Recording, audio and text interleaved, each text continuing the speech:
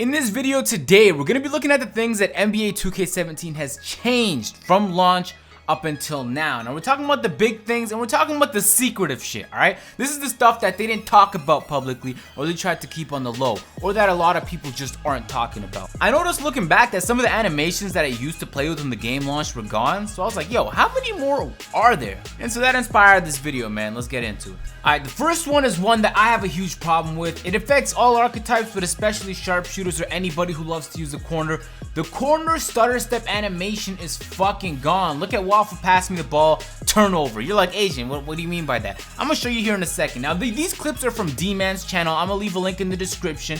All the clips I use are gonna be a link to the videos or the channel where I got the footage from. If you see D-Man pull up, there's a stutter step he does that lines him up for a beautiful catch and shoot right in the corner. They removed that animation because it made it too easy for sharpshooters to pull up. And so you're gonna see a theme throughout this video is they patched a lot of offensive abilities that made sense, that made the game smooth because the defense was an issue. People were having trouble closing out sharpshooters, and to start the game, sharpshooters were making everything. So the stutter step lines you up right perfectly in the corner, and the clip you saw earlier in the park, these are consistent between both park and pro-am. I know I'm using a lot of pro-am clips here, but it's because D-Man happened to upload a fuck ton of pro-am at the time, and so I was using this as footage to study, but I play both, and it's consistent between both. The stutter step even works for mid-ranges, and it's gone. It's not there no more.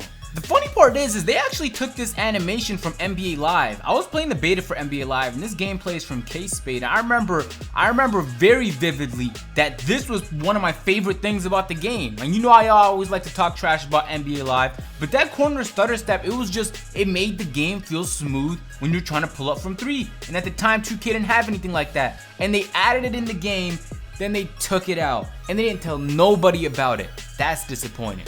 The next thing is the grand badge. Now a lot of y'all know that to start the game, this is common knowledge that there was no grand badge. The only time you could use a grand badge was in my career mode, but they passed it so that you can use the grand badge on the online game modes as well, which I thought was crazy. But something they changed and they didn't put no patch note about is how long it takes you to get your grand badge and how effective your grand badge is. To start, I can speak for sharpshooters and tell you all you have to do is make one shot and get one assist, or make two shots and your grand badge will light up. It was really easy and it was incredibly fucking effective, and I was gassed about it. I've never seen anything like it in my life. This grand badge, 2K, what the fuck were you thinking?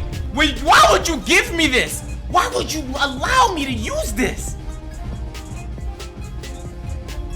Do I need to say any more? And since then, there's been a lot of changes, man. So for example, the shot creators, it took a century for their grand badge to light up. It's a lot easier now. The opposite for the sharpshooters. You take a couple shots and that shit would light up. It's a lot harder now. The effectiveness of the grand badge in general goes down dramatically. And with all the tuning done to shooting and really every part of NBA 2K, it's very difficult to tell how much the grand badge ever played a factor, because people without badges to start the game were splashing contested shots. It was all over the place. You didn't even have to release the ball well. But then again, what the fuck did you expect, man? Y'all gave everyone a 94 shot.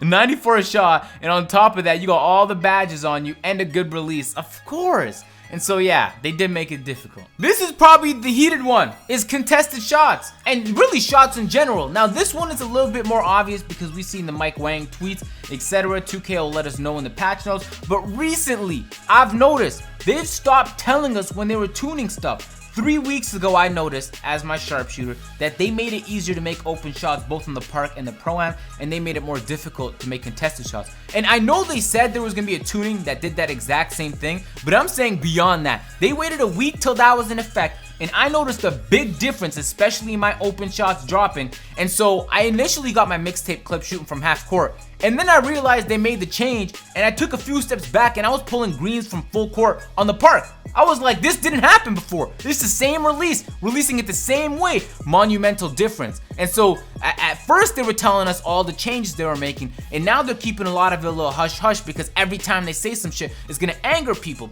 Some people want more contested shots, some people want less. Same goes with open shots. Now this next one is a dribble move that was incredibly popular among sharpshooters. Really anybody that wasn't a playmaker. It was the step back and swing. And so essentially is what you do is the original step back, they haven't touched that. But once you swing, there's a small little, like you used to be able to boost out with a little bit of momentum. It made it easier for you to get open, but they made that so much more difficult. This video you're watching now is a dribble tutorial I made saying y'all need to fuck with the step back and swing. And then literally like a week later, once you do the swing, now you slow down before you get out. And so it was no longer worth using. I mean, if you're trying to retreat from a situation, maybe, but it wasn't effective anymore. So that was unfortunate for really everybody, including playmakers, but especially everybody else. And yo, just Agent's luck, because in that same dribble tutorial, I had another move that I talked about that was also patched. Now this one was a slasher favorite. The move you're looking at right now, I coined that shit skates. I don't know why I named it, alright? It's not like I was the first person to do the move, but essentially, that dribble move you're seeing right there, what would previously be a turnover in 2K16, to start 2K17, you could literally slide defenders out the way doing that move. That's what slashers did. Now, if you blatantly did it in front of somebody, you were gonna turn it over, but it was so effective. Slashers were using it to get to the paint. There's a boost of momentum you get, especially when you combo with other dribble moves, and so slashers were getting all kinds of contact animations with it. And even on a side note, slashers held way too many L's to start 2K17 because they used to be able to get contact animations for days, man, and through all the patches they made it a little bit more difficult to do that. The moves that slashers used to get to the hoop, they made more difficult. So now you're probably gonna catch slashers trying horizontal cheese. It's not really cheese anymore. They patched that in 2K17. So it feels like every move the slashers had to get to the hoop to start 2K17 is now gone. Now I see a lot of slashers do that spin move. Not to say that they're incredibly useless, but you had to be creative as a slasher. Now it wasn't as easy as it was before. And another high profile one was moving screens. This is something I was calling for a while. I said get that shit out the fucking game. Now it helped me a lot that you can move on screens, but they added a new patch that made it impossible to do that now. There are still animations where if you hit the screen a certain type of way, the guy will move with you, and it's not called a moving screen, even though he was standing still. And so it's just a matter of you can stand still, set a screen, and you'll end up moving. It's just the way the game works and the animations in the game. But the moving screens are gone. Thank the Lord. The next one is something that was addressed by 2K. It was in the patch notes, but nobody's talking about it. Now, some of y'all ask me, especially the newer people, yo, Agent, do you run with the shot stick or do you run with square? Because when I started 2K17, I told everybody, y'all gotta go with the right stick, because there was a huge boost you got when you're using the right stick that you don't get with square. It was something the devs talked about before the game launch, and I'm a right stick kind of person. And so that was great news for me. I made a bunch of videos on it, and eventually, it was like patch 3 or patch 4. It was one of the fucking patches. They put in the patch notes saying that there's less of a boost. And so the negatives clearly with the shot stick are there's a longer button delay. If you're being closed out, it takes longer to pull up with the shot stick, and it's a lot tougher to time. And so without that boost, when they reduced the boost, I said it's a wrap. So I experimented some more, but over the last couple months, I legitimately have not touched the shot stick. I'm not shooting with that shit anymore. I always shoot with squares. So that was a small adjustment they made that I know didn't get a lot of attention. So I'm gonna say it here, if y'all using the shot stick, I don't know why, maybe you're more comfortable with it, but trust me, if you get comfortable with square, you'll dominate. Now, the next thing is something that was also in the patch notes, but I also didn't feel like anybody, unless you carefully looked at it, gave a fuck about, but it makes a big impact on the game, is the passes to start the game were a lot slower. Just especially the travel time. On half-court passes, especially the longer distance passes, if you don't manage to turn it over, it was a really slow pass. Like sometimes it would be a point guard, pick and roll, and you're trying to kick it to the opposite side of the floor, dude's open, it takes a century to get there, and the guy's closed out by the time it happens. So it was a huge flaw with the game. It was something that was just, it was just a small thing that was annoying. It's like, why is a pass floating in the air like a beach volleyball? And so they made it a lot quicker, and then recently they made it a little bit slower, but still a lot quicker when the game initially launched. So there's been some changes to that, but I figured it was worth mentioning.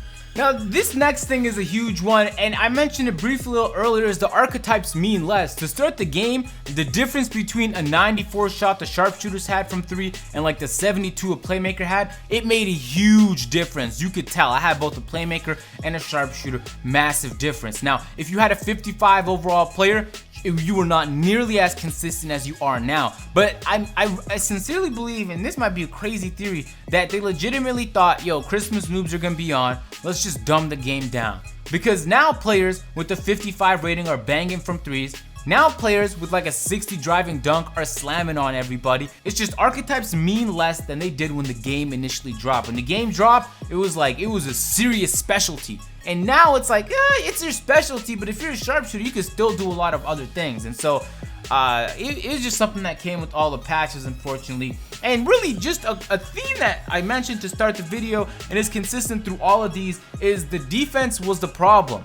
You saw with the behind the back shit that the slashers lost, the step back and swing that everybody fucking lost, all the animations they took out, the corner stutter step, is every time they took it out, they were hurting the offense. When the game dropped, it was fluid. In fact, if you need to try patch 0, like original 2K, go download the prelude over again on a different account, because I don't think you can do it on the same account, and just try it. Just try and see if that shit does not feel different. Now, if you play on my Park Pro Am in my career, the sliders are gonna be different. But play on my career right now on 2K17, then compare it to the prelude. There was a lot of animations that just felt smooth. And so what they did is a mistake in my opinion. It felt like they really just fucked up and they released the game and they knew it was gonna have problems and they let us test it and they fixed it as it went, which is the wrong way to go because we already fucking spent money and time on our players and everything. But at the end of the day, it just really feels like they fucking hurt the offense when defense was really the problem. You only have one archetype that can play defense, lockdown defenders, and even sometimes those guys don't have the proper lateral quickness. If you're a tall lockdown, you don't have a 90 lateral quickness. That shit doesn't make any sense to me. So it's just a lot of confusion in the whole archetype system really. But anyway, I'm gonna leave it at that. And I started to organize everything into playlists. So in the description, I'm gonna link all the high scoring prime games I got to start 2K. If y'all want to go back, you'll definitely be able to see the gameplay differences from now till then. It was a huge monumental difference and I talk about it in some of the videos as well. So I'm gonna leave a link to that playlist in the description. Go ahead, click it, y'all. And I'm gonna catch y'all later. Peace.